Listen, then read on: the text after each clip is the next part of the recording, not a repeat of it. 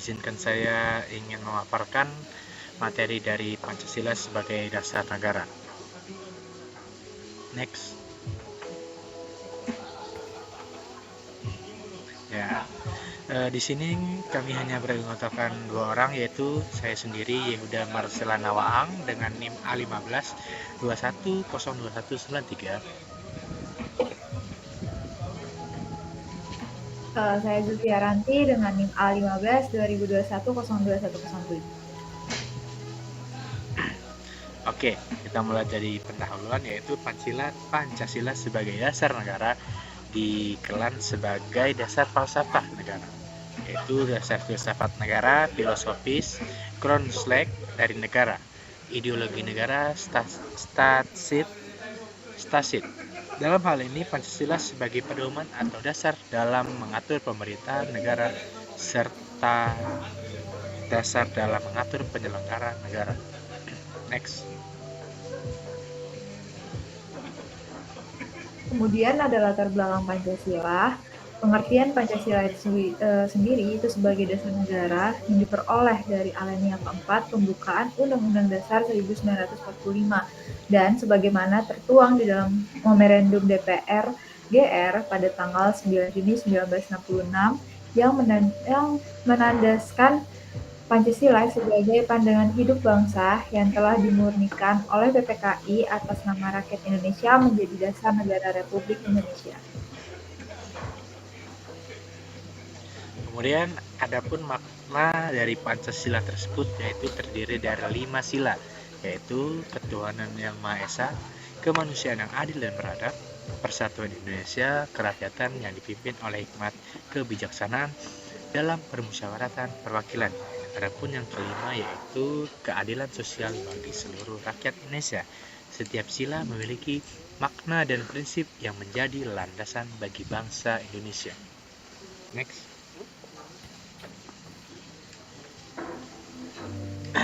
Pancasila sendiri telah dirumuskan oleh beberapa tokoh nasional. Nah, kemudian pada tanggal 29 Mei 1945, Mr. Muhammad Yamin itu mengemukakan pikirannya tentang dasar negara yang terdiri dari peri kebangsaan, peri kemanusiaan, peri ketuhanan, peri kerakyatan, dan kesejahteraan rakyat.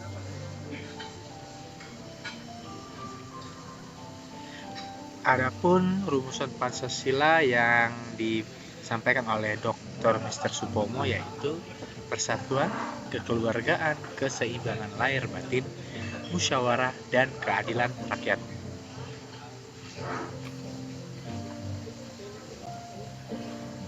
Kemudian, pada tanggal 1 Juni 1945 oleh Insinyur Soekarno yang terdiri dari nasionalisme atau kebangsaan Indonesia, internasionalisme atau pre-kemanusiaan, mufakat atau demokrasi, kemudian kesejahteraan sosial, dan yang terakhir adalah ketuhanan yang berkebudayaan.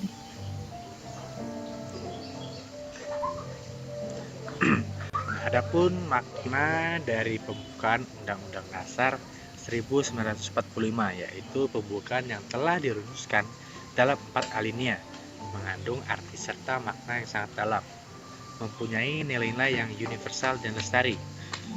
Adapun poin universal yaitu mengandung nilai-nilai yang dijunjung tinggi oleh bangsa-bangsa beradab di seluruh muka bumi. Adapun poin lestari yaitu mampu menampung dinamika masyarakat dan akan tetap menjadi landasan perjuangan bangsa dan negara selama bangsa Indonesia tetap setia kepada negara proklamasi 17 Agustus 1945.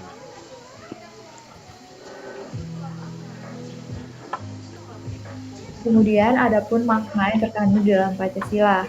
Yang pertama adalah ketuhanan yang Maha Esa. Lambang dari sila pertama itu adalah bintang. Bintang itu dimaksudkan sebagai cahaya. Kemudian maknanya itu adalah percaya dan takwa kepada Tuhan Yang Maha Esa sesuai dengan agama dan kepercayaan masing-masing menurut dasar kemanusiaan yang adil dan beradab. Kemudian yang kedua, hormat dan menghormati serta bekerja sama antara pemeluk agama dan penganut-penganut kepercayaan yang berbeda-beda sehingga terbina kerukunan hidup. Kemudian, saling menghormati kebebasan menjalankan ibadah sesuai dengan agama dan kepercayaan yang masing-masing. Dan yang terakhir, tidak memaksakan suatu agama atau kepercayaan kepada orang lain. Baik, yang selanjutnya yaitu pada sila yang kedua, kemanusiaan yang adil dan beradab. Lambang sila kedua adalah rantai. Mata rantai yang terbentuk segi empat melambangkan laki-laki, sedangkan lingkaran adalah perempuan. Mata rantai yang saling berkait pun melambangkan satu sama lain dan perlu bersatu sehingga menjadi kuat seperti rantai. Adapun makna yang terkandung pada sila yang kedua adalah next,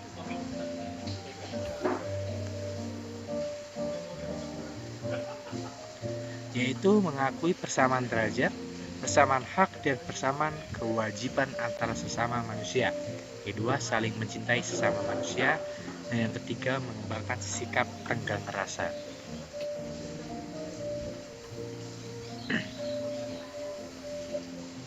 Dan untuk makna yang terkandung dalam Pancasila yang pada sila ketiga adalah pohon beringin merupakan menjadi lambangnya. Pohon beringin itu merupakan pohon yang besar di mana banyak orang bisa berteduh di bawah naungan negara Indonesia.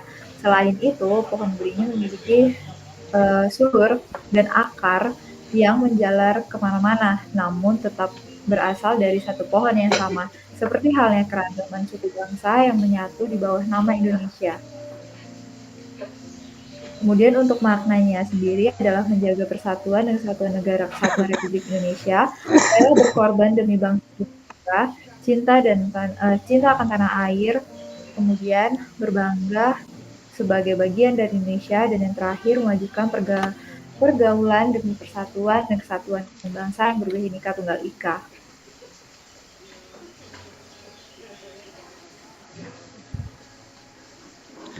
Baik, adapun makna dari sila yang keempat yaitu kerakyatan yang dipimpin oleh hikmat kebijaksanaan dalam permusyawaratan perwakilan, yaitu lambang dari sila keempat ini adalah kepala banteng.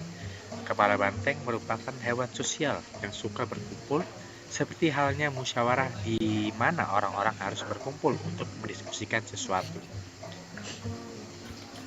Next, adapun makna dari sila keempat ini adalah mengutamakan kepentingan negara dan masyarakat, tidak memaksakan kehendak kepada orang lain, mengutamakan budaya rembuk atau musyawarah dalam mengambil keputusan bersama, berembuk atau bermusyawarah sampai mencapai konsensus atau kata mufakat, diliputi dengan semangat kekeluargaan.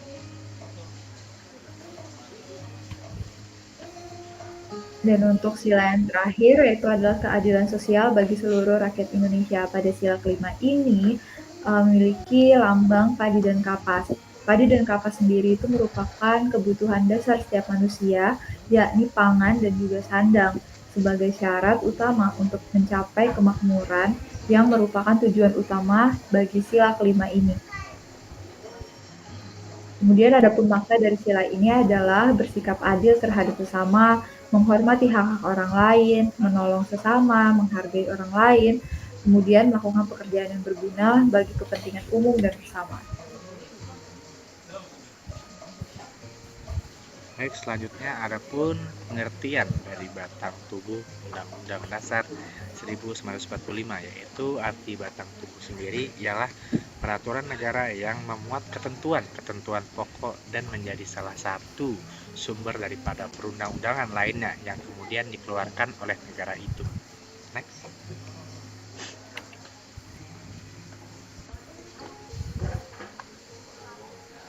Batang-batang tubuh Undang-Undang Dasar 1945. Yang kedua adalah batang tubuhnya, terdiri dari 16 bab, 37 pasal, terbagi menjadi 5 bagian, di antaranya bentuk dan kedaulatan negara terdapat di pasal 1, lembaga tertinggi negara berada di pasal 2 dan 3, lembaga tertinggi negara berada di pasal 4 sampai 15, 16, 18, 19, dan 22. Kemudian unsur-unsur kesejahteraan negara berada pada pasal 23, 29, 31 sampai 37. Unsur-unsur pemerintahan negara berada pada pasal 17, 24, 25, 26 hingga 28, dan yang terakhir adalah 30. 4 pasal aturan peralihan dan 2 ayat aturan tambahan.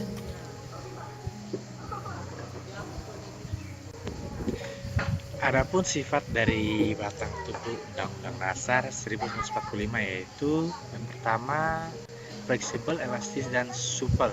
Artinya dapat mengikuti perubahan zaman, kapan saja dapat berlaku, sejak dulu hingga sekarang dan sampai kapanpun. Yang kedua ada rigid atau tidak kaku. Artinya isi batang tubuh Undang-Undang Dasar 1945 dapat diselami setiap warga negara Indonesia secara keseluruhan. Siapa saja menjadi WNI mampu menyelaminya.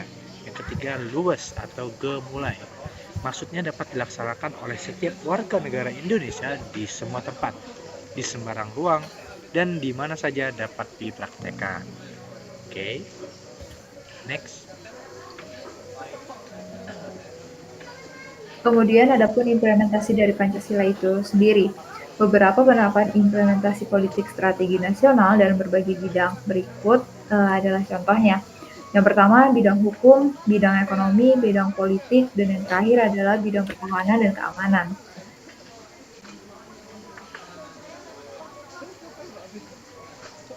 Yaitu adapun Implementasi implementasi.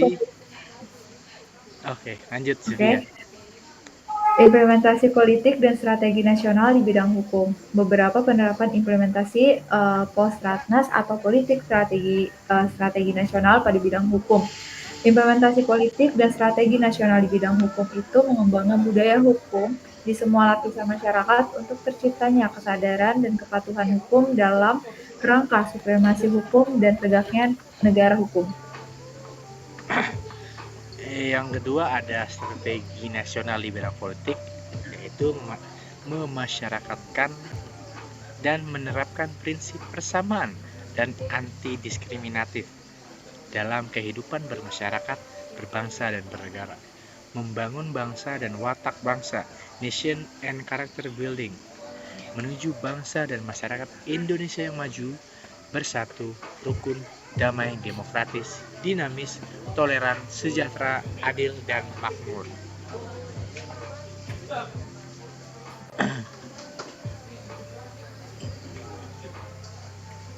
Kemudian selanjutnya adalah meningkatkan kualitas profesionalisme Tentara Nasional Indonesia, meningkatkan rasio kekuatan komponen utama, dan mengembangkan kekuatan pertahanan keamanan negara di wilayah yang didukung oleh sarana, prasarana, dan anggaran yang memadai.